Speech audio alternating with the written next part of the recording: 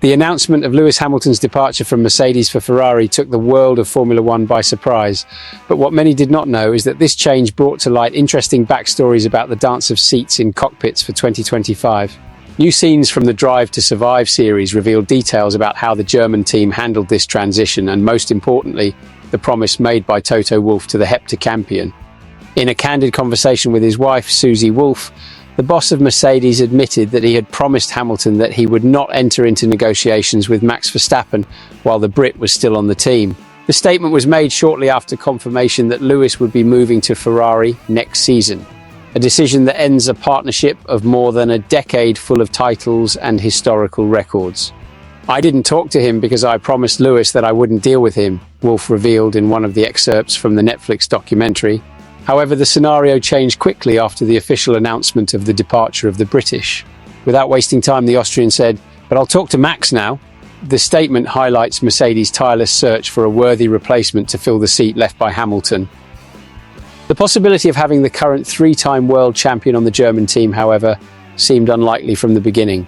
In another scene, Wolff appears being questioned by Mercedes spokesman Bradley Lord and the head of the Young Talent Program, Gwen Legros, about the feasibility of hiring. Honestly, the team leader admitted, "It's hard with Max. I think there is only 1% chance of convincing him to change his mind." In addition to Verstappen, other weight names have emerged as possible substitutes.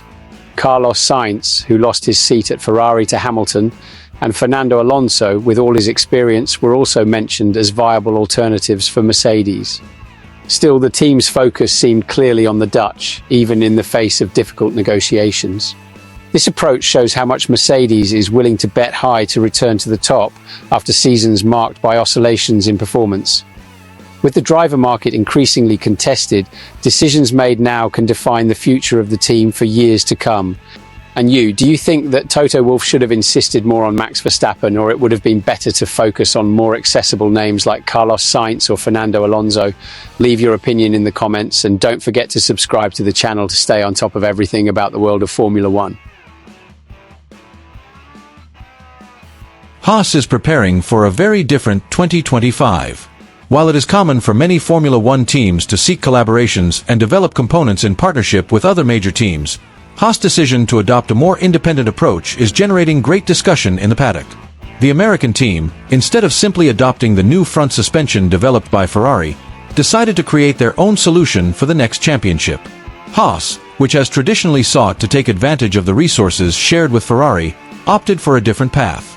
In a recent interview, Team Chief Io Komatsu explained that although collaboration with Ferrari is essential in certain aspects such as the rear suspension, Haas has decided to design its own front suspension. Komatsu clarified that the decision was made due to the development time required to integrate the Ferrari solution into the Haas car.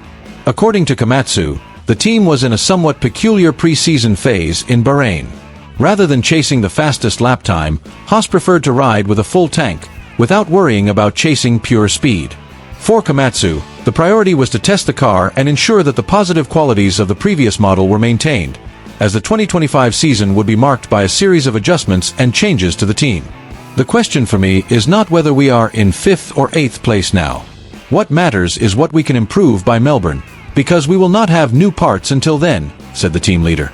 He was aware that the focus should be on more strategic planning and ensuring the team makes the most of the limited resources they have at their disposal. Haas is also in a new financial phase. For the first time, the U.S. team will be operating within the actual limit of the Formula One budget ceiling. Komatsu revealed that while other larger teams can count on a significant number of employees and a large budget, Haas needs to learn how to maximize efficiency. We know where we want to invest the extra money, but we still need to learn how to spend it more efficiently, he explained. This reality means that Haas will have to adjust its development strategy, especially in relation to parts. While the rear layout of the car will be completely provided by Ferrari, the team has built its own front suspension. The reason for this choice, as Komatsu pointed out, is in the delivery time of Ferrari, which would not have been enough to ensure that Haas could work with the necessary aerodynamic development. The rear suspension, from Ferrari, is seen as a clear advantage, since it complements well the performance of the car. What can we expect for the immediate future of Haas? The 2025 car promises to be quite different from the previous model, especially in terms of design, with visible changes such as the spout, front wing, side pods, and cooling layout. However, The big question is, will this more independent approach of the American team bring the expected results?